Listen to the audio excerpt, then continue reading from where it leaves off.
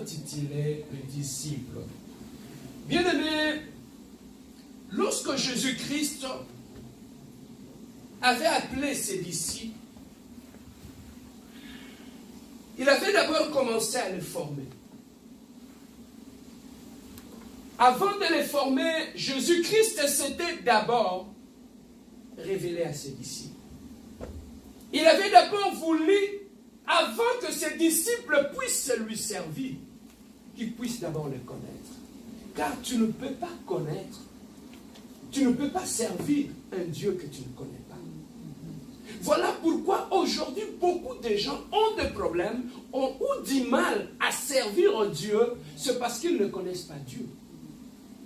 Donc, la première des choses, bien-aimés, avant même d'aimer Dieu, il faut d'abord le connaître. Si beaucoup de gens ont du mal à aimer Dieu, c'est parce qu'ils ne le connaissent pas. Aller à l'église ne fait pas de toi chrétien. Aller à l'église ne fait pas de toi disciple. Mais quand est-ce qu'on devient disciple de Jésus-Christ? Bien-aimés, les objectifs pour lesquels nous allons à l'église, quand tu demandes aux gens, pourquoi vous allez à l'église le dimanche? Non, pasteur, moi depuis mon enfance, mes parents m'amenaient toujours à l'église. Hein. Je suis né dans une famille chrétienne. Mais lorsque tu ne sais pas la raison pour laquelle tu vas à l'église, même ce que tu vas faire à l'église, tu ne le sauras pas. Amen, hein? Amen. Lorsque tu ne sais pas pourquoi tu vas à l'église, voilà ce qui va arriver. Beaucoup de gens aujourd'hui, qui étaient dans le monde, aujourd'hui, ils ont tout simplement détourné leur pas vers l'église. Ils vont à l'église, mais en laissant leur cœur à la maison. Voilà pourquoi l'église, actuellement, on n'a que des chrétiens de nom, pas des chrétiens qui sont réellement convertis. Pourquoi? Parce que quand nous allons à l'église, on amène nos pieds, on amène nos bras, on amène nos têtes, mais nos cœurs restent à la maison. Bien aimé, la vraie conversion commence lorsque le cœur de l'homme est touché. Lorsqu'il est touché par la parole, le cœur de l'homme est transformé. C'est à ce moment-là qu'on devient chrétien. Ici, Jésus-Christ, lorsqu'il avait appelé ses disciples, après qu'il s'était révélé en eux, il les avait formés. Après la formation, qu'est-ce qui était arrivé? Il leur avait confié une mission. Et la mission que Jésus-Christ avait confiée à ses disciples, c'était celle que nous allons exploiter aujourd'hui. Allez partout dans le monde. Faites de toutes les nations quoi? Les gens s'arrêtent là. Le verset qui vient après dit quoi? J'aimerais que tu puisses le lire. Faites de toutes les nations mes disciples. Le verset qui vient après, c'est quoi? Continuez, lisez. Le verset qui vient après.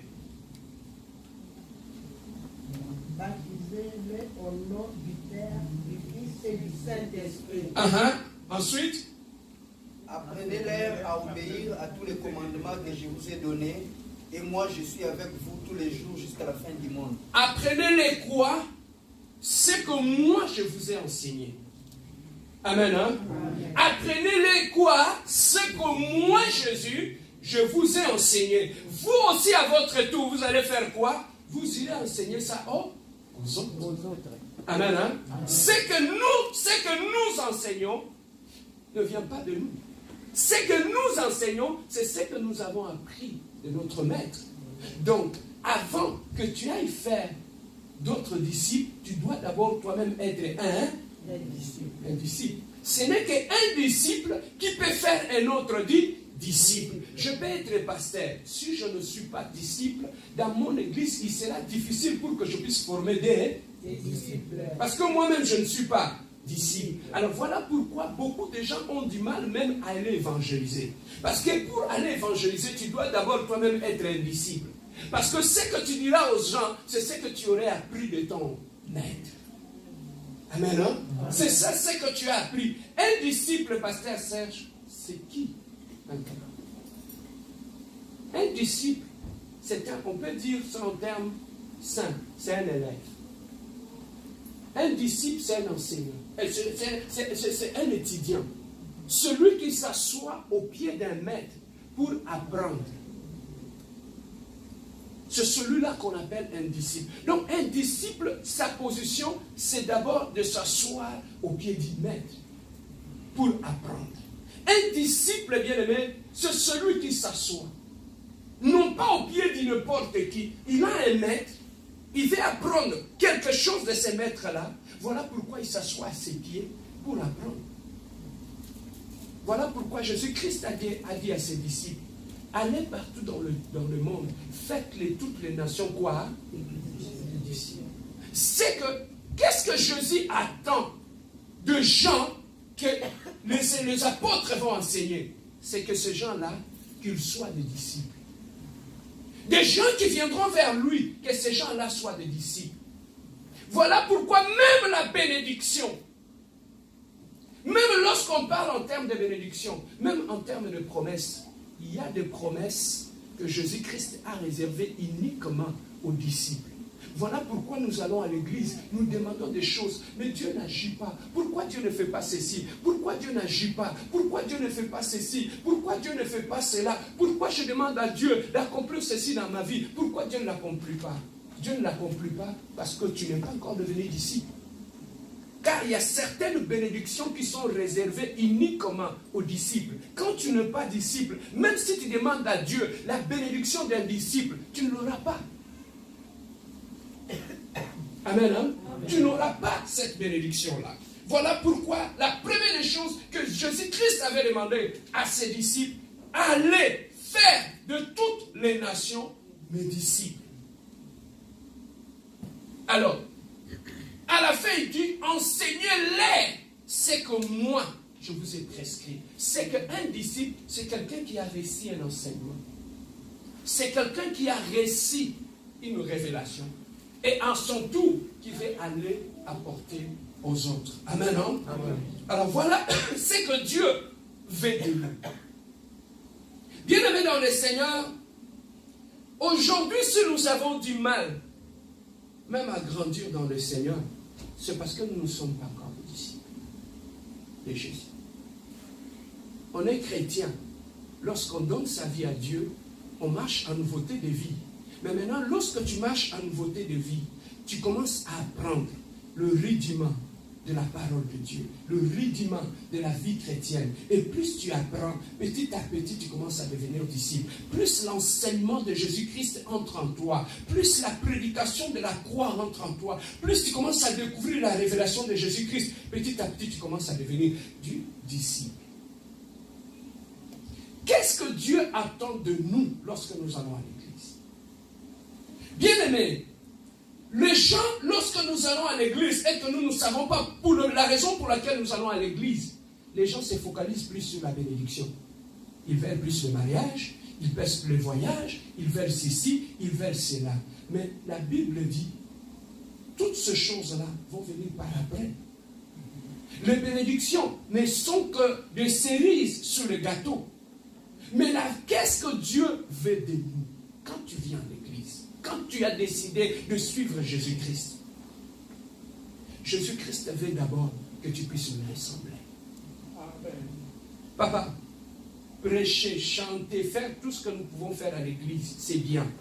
Mais le plus important, c'est dans notre démarche en tant que chrétien, lorsque tu es né de nouveau, lorsque tu viens dans l'église, c'est chaque jour de faire un effort de ressembler à Jésus-Christ. De faire un effort de parler comme Jésus-Christ. Chaque jour, de faire un effort que tu puisses aimer ton prochain comme Jésus-Christ. Aujourd'hui, bien aimé, les gens qui font des scandales, ce sont les gens qui vont dans les églises. Pourquoi? Parce qu'il a 10 ans, 15 ans dans l'église. Mais c'est quelqu'un qui ne ressemble en rien en Jésus-Christ. Pose-toi la question. Malgré toutes ces années que j'ai passées dans l'église, qu'est-ce qu'en moi qui ressemble à Jésus-Christ, qui est mon maître? La Bible a dit, un disciple accompli, il est comme son maître. Amen, hein? Amen. Un disciple qui a fini sa formation, lorsqu'il parle, on entend le langage de son maître. Lorsqu'il se comporte, on voit il parle comme son maître. Même lorsqu'il marche comme son maître. Parce qu'il a avalé l'enseignement de son maître. Il a avalé l'idéologie de son maître. Il parle comme lui, il est comme lui, il agit comme lui, parce qu'il a été influencé par le maître. C'est ça ce qu'on ne trouve pas dans l'église actuellement. Tu trouves quelqu'un qui a 10 ans à l'église, mais qui est complètement opposé à Jésus-Christ. Même lorsque nous disons, l'église est devenue un lieu de slogan. Ce n'est plus moi qui vis, c'est Jésus-Christ qui vit en moi. C'est faux. Si Jésus-Christ vit en toi, c'est Jésus-Christ d'abord amour. On devait d'abord voir l'amour de Jésus-Christ en toi. Mais où est cet amour si c'est Jésus-Christ qui vit en toi? Papa, dans la Bible, il y a de Jésus, il y a de Bar-Jésus aussi. Peut-être que tu as reçu quelqu'un qui a le nom de Jésus, mais ce n'était pas lui. Mais lorsqu'on reçoit Jésus-Christ, il est d'abord à amour. Donc la première des choses qu'on doit voir dans la vie d'un enfant de Dieu qui se dit être chrétien, c'est d'abord l'amour de Dieu en nous. Tu dégages l'amour de Dieu. Moi, je suis arrivé à un moment où, papa, tu peux prêcher des révélations. Tu peux faire tomber les gens, accomplir